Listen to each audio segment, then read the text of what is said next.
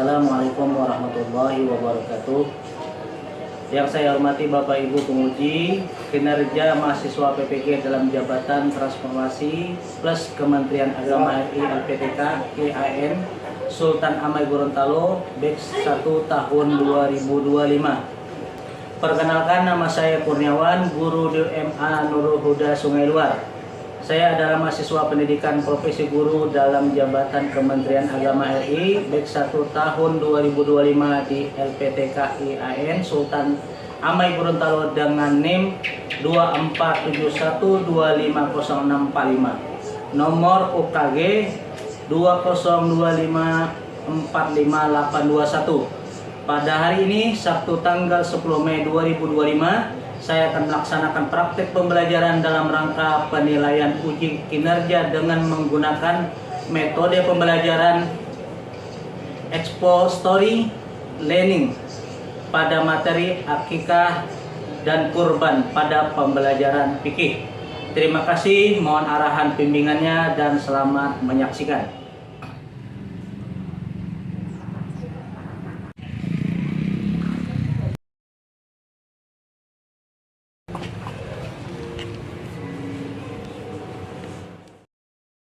Assalamualaikum warahmatullahi wabarakatuh. Waalaikumsalam warahmatullahi wabarakatuh. Bismillah, alhamdulillah, Allahumma shalli ala sayyidina Muhammad wa ala ali sayyidina Muhammad. Selamat pagi anak-anak. Selamat pagi. Sehat? Alhamdulillah, luar biasa. Allahu Akbar. Baik, pada pagi hari ini kita akan melaksanakan pembelajaran seperti biasanya. Sebelum kita memulai pembelajaran pada hari ini, ada baiknya saya tanyakan bagaimana keadaan kalian? Sudah siap untuk melaksanakan pembelajaran selanjutnya?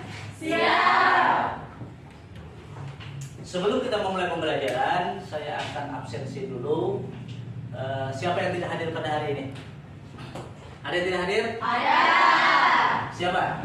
Nadia dan Muhammad Alwi Harpandi. Oke, dua orang ya. Kenapa mereka tidak hadir? Nadia sakit. Nadia sakit. Sebelum kita memulai pembelajaran, kita akan mulai dengan doa dan saya minta kepada Ananda Sapri untuk memimpin doa pada pagi ini. Tafadhol. Doa dimulai.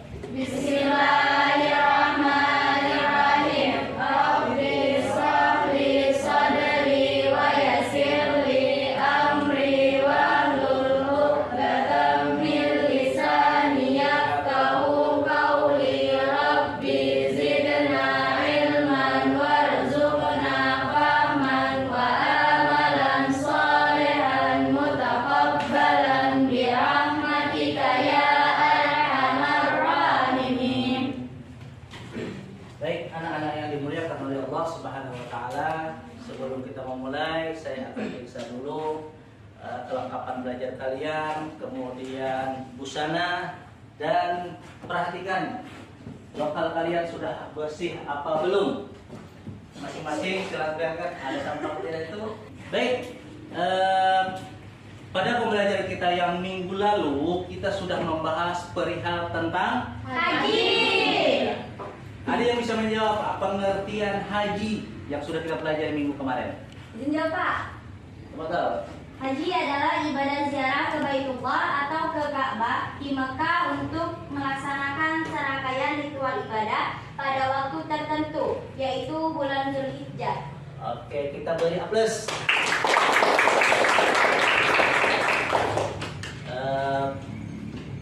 Haji, kita ulang kembali sedikit. Haji yang dimaksud adalah qasdul Ka'bah li'ada'i af'alin muhassasah. Nah, jadi terjemahnya yang beliau sampaikan tadi bahwa ada kekhususan di bulan-bulan tertentu, di bulan tertentu yaitu bulan Zulhijjah untuk melaksanakan haji dengan perbuatan atau ritual yang sudah ditetapkan. Kemudian sebutkan rukun-rukun haji. Ada yang bisa jawab? Silakan. Pak. Pertama, poin haji niat, yang kedua wukuf, yang ketiga tawaf ibadah, yang keempat sa'i, yang kelima tahallul. Oke, kita beri aplaus lagi. Yang terakhir, sebutkan wajib haji. Ada yang bisa jawab? Wajib haji ialah serangkaian kegiatan yang disyariatkan dalam ibadah haji yang pelaksanaannya wajib dilakukan. Jika salah satu wajib haji ditinggalkan, maka jamaah haji harus membayar dam atau denda. Ihram dari miqat. 2. Mabit di Muzdalifah. 3. Melempar jumrah Aqabah. 4. Melempar 3 jumrah di hari tasyrik. 5. Mabit di Mina. 6. Tawaf wada. Oke, terima kasih. Kita beri aplaus lagi. Sekarang kita bisa lihat di bagian papan tulis kita. Pada hari ini kita akan membahas satu permasalahan yang menyangkut masalah haji dan pelaksananya di bulan haji, yaitu kurban. Ada yang tahu pengertian kurban? Ada tahu? Ayo, apa itu kurban? Ada tahu kurban?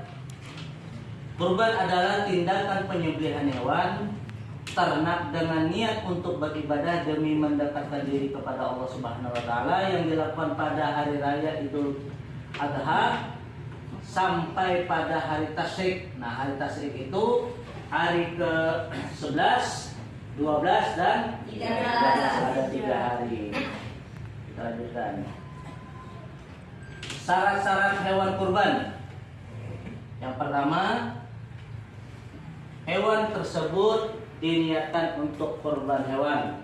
Yang kedua, kurban harus sehat dan tidak boleh cacat. Yang ketiga, untuk kambing atau domba sudah berusia 1 tahun atau sudah berganti gigi. Ini berbeda pendapat di kalangan ulama. Bahkan ada yang mengatakan boleh sudah sampai cukup 6 bulan. Terus yang keempat, untuk kambing biasa minimal berusia 2 tahun. Untuk unta berumur minimal 5 tahun. Untuk sapi dan kerbau minimal berumur 2 tahun.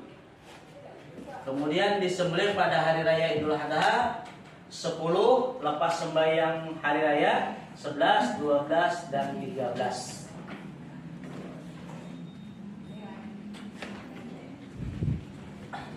Sampai di sini ada pertanyaan? Tidak ada. Kita lanjut. Pembahasan yang kedua adalah akikah. Nanti kita akan bedakan di antara 2 perihal ini. Yang pertama, akikah. Akikah adalah penyembelihan hewan pada hari pencukuran anak yang baru lahir dalam suatu keluarga. Penyembelihan biasa sebagai rasa syukur kepada Allah Subhanahu wa taala. Dan akikah ini biasa dilaksanakan sesuai dengan hadis Nabi Muhammad SAW, dilakukan pada hari ke-7 kelahiran. Kalau bagi orang tua yang belum mampu untuk menyembelih kambing, maka boleh disunahkan di hari yang kelipatan dari 7, hari ke-14. Kalau tidak bisa, masih disunahkan lagi sampai ke hari 21. Itu sunnah muakkad. Kalau di atas lebih pada itu disebut dengan sunnah biasa.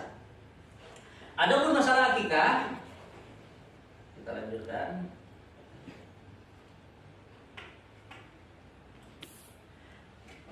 Masalah akikah itu perempuan dan laki-laki dibagi, ada perbedaan. Kalau anak laki-laki itu 2 kambing untuk 1 anak laki-laki. Sedangkan bagi perempuan 1 kambing untuk 1 anak perempuan. Ini seperti pembagian waris. Kalau pembagian waris, perbandingannya 2 laki-laki, 1 perempuan. Kita lanjut. Praktik pembagian kurban dan akikah. Di antara 2 ini ada perbedaan yang sangat mencolok. Yang pertama, kurban itu dibagikan dalam keadaan daging yang mentah. Sedangkan akikah itu dibagikan kepada orang dalam keadaan sudah dimasak. Kita lanjut lagi. Adapun tata cara penyembelihan daging akikah dengan korban itu sama, tidak ada perbedaan di antara keduanya.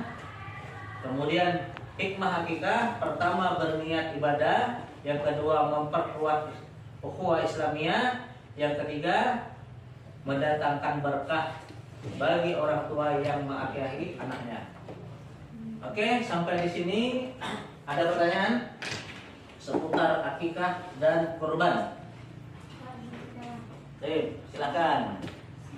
Bolehkah seseorang menggabungkan niat kurban dan akikah dalam satu penyembelihan? Oke, di sini ada dua pembahasan. Yang pertama, kalau dia kambing, maka ada dua pendapat. Yang pertama dari Imam Ramli mengatakan boleh kita berniat satu kambing dengan dua niat. Kita menyembelih kambing dengan dua niat. Yang pertama niat akikah, kemudian langsung dengan niat kurban pada saat waktu yang memang waktunya untuk kurban. Yang kedua, menurut Imam Ibnu Hajar, tidak boleh niat satu kambing dengan dua niat. Nah, ada dua pendapat. Boleh yang pertama, tapi dengan catatan memang dia tidak mampu untuk melakukan keduanya di lain waktu. Kalau dia mampu maka lakukan berbeda niat. Artinya satu kambing satu niat. Kalau dia niat akikah tetap akikah. Kalau dia niat kurban dia harus niat kurban. Tidak boleh digabungkan. Tapi kalau dia memang rasanya tidak mampu melakukan keduanya, maka boleh dengan satu kambing untuk niat keduanya. Tapi menurut Imam Romli. Adapun Imam Ibnu Hajar mengatakan tidak boleh niat. Lalu bagaimana dengan orang yang berniat satu lembu dengan dua niat? Ada yang bisa jawab? Kalau tadi satu kambing, sekarang satu lembu. Satu lembu biasa korban untuk 7 orang. Nah, misalnya satu lembu itu ada 6 orang yang punya niat kurban, 1 orang dia niat akikah. Apa boleh atau tidak? Boleh. Boleh. Yang lain? Boleh. Nah, bagaimana pembagian dagingnya? Seterusnya ada pertanyaan yang lain? Izin bertanya, Pak. Silakan. Bagaimana hukumnya orang yang berkurban tetapi belum melaksanakan akikah? Boleh. Karena urusan akikah dan kurban ada perbedaan. Yang pertama, urusan akikah itu adalah urusan orang tua kepada anak, sedangkan kurban adalah urusan pribadi. Jadi batas sunnah akikah itu sampai kesunahan orang tua untuk mengakikahi anaknya itu sampai usia balik. Maka setelah itu maka tidak tanggung jawab orang tua lagi. Adapun kalau kita belum akikah, kemudian kita ingin melaksanakan kurban, boleh melaksanakan kurban. Oke, ada pertanyaan yang lain? Baik, sebelum kita menutup pembelajaran, Guru Manggur Kanisit Pasarta kepada TV. kalian semua untuk menyimpulkan pembelajaran pada hari ini, siapa yang bisa mewakili? Dan kita bagi kelompok 1, 2, 3, 4.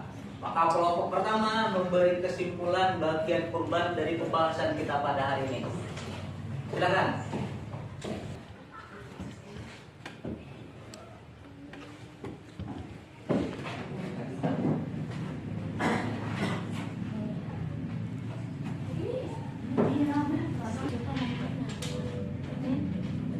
Oke, baik anak-anak, kita persilakan kelompok 1 untuk mempresentasikan hasil yang didapat dari pembelajaran kita hari ini. Silakan. Kurban adalah tindakan penyembelihan hewan ternak dengan niat untuk beribadah kepada Allah dan sebagai bentuk ketaatan kepada Allah, dan juga mengandung nilai sosial sesama manusia dan berbagi kepada sesama, terutama terhadap fakir dan miskin. Oke, sebelum melanjutkan kelompok 2, saya akan beritahu sesuatu yang mungkin tidak banyak diketahui pada umumnya, bahwa kurban ini bukan saja dilaksanakan pada masa Nabi Muhammad, tapi jauh sebelum itu, bahkan pada masa jahiliyah.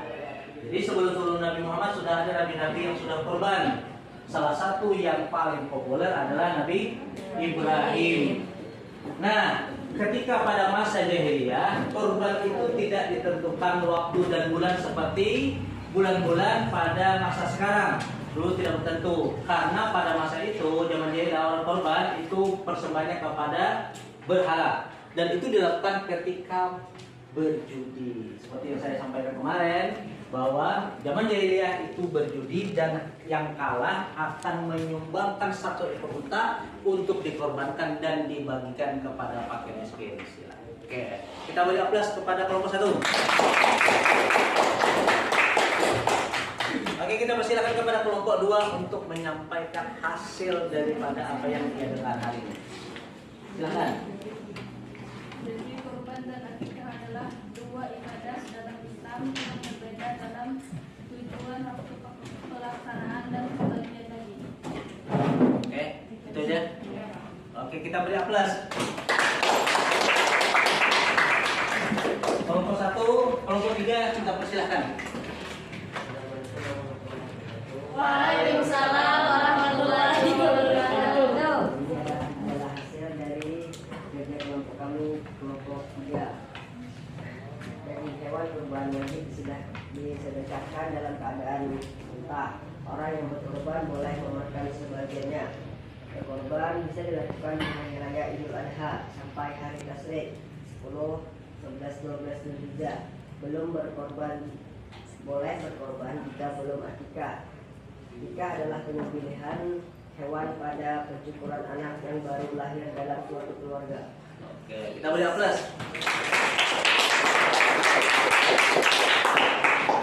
Cuman perlu diingat bahwa hari tasyrik itu tanggal 11, 12, dan 13. Oke, tapi sudah bagus dan benar.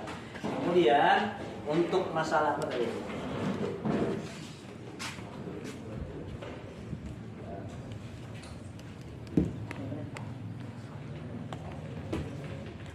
Korban wajib. Nah, untuk pembagian korban itu sepertiga boleh untuk diri yang berkorban, itu penting.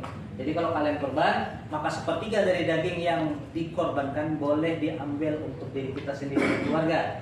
Yang kedua, sepertiga lagi kita boleh hadiahkan kepada orang kaya, tetangga, kawan, dan sebagainya. Dan sepertiga lagi berikutnya kita sedekahkan kepada orang yang lebih membutuhkan. Oke, sebagai kesimpulan dan saya ingin sampaikan kepada kalian berupa pertanyaan, apa hikmah daripada berkorban? Tafadhol, siapa yang bisa jawab? Menjawab, Pak. Kurban, hikmah kurban dapat menjadi sarana pendidikan untuk tidak lupa bersedekah di jalan Allah, meningkatkan keteguhan dan memperkuat ukhuwah Islamiyah. Oke, kita beri aplaus. Oke, sebelum kita tutup pembelajaran kita pada hari ini, saya akan berikan tugas kepada kalian untuk dibuat minggu depan dan diantar. Tugasnya adalah kalian membuat ulasan atau karangan cerita pendek tentang budaya akikah di tempat kalian masing-masing. Kemudian di minggu ke depan kita akan membahas dan mempraktekkan cara penyembelihan hewan dan aturan dalam syariat Islam. Dengan berakhirnya pembelajaran kita, mari kita ucapkan Alhamdulillahirrabbilalamin. Dan kita bermohon kepada Allah pembelajaran hari ini menambah pengetahuan, pengalaman, dan meningkatkan spiritual kita, karena dikatakan man arada syai'an fa'alaihi bil ilmi wa man arada dunya fa'alaihi bil ilmi wa man arada al-akhirah fa'alaihi bil ilmi wa man arada huma fa'alaihi bil ilmi. Minta maaf, minta halal, minta ridho. Assalamualaikum warahmatullahi wabarakatuh. Waalaikumsalam warahmatullahi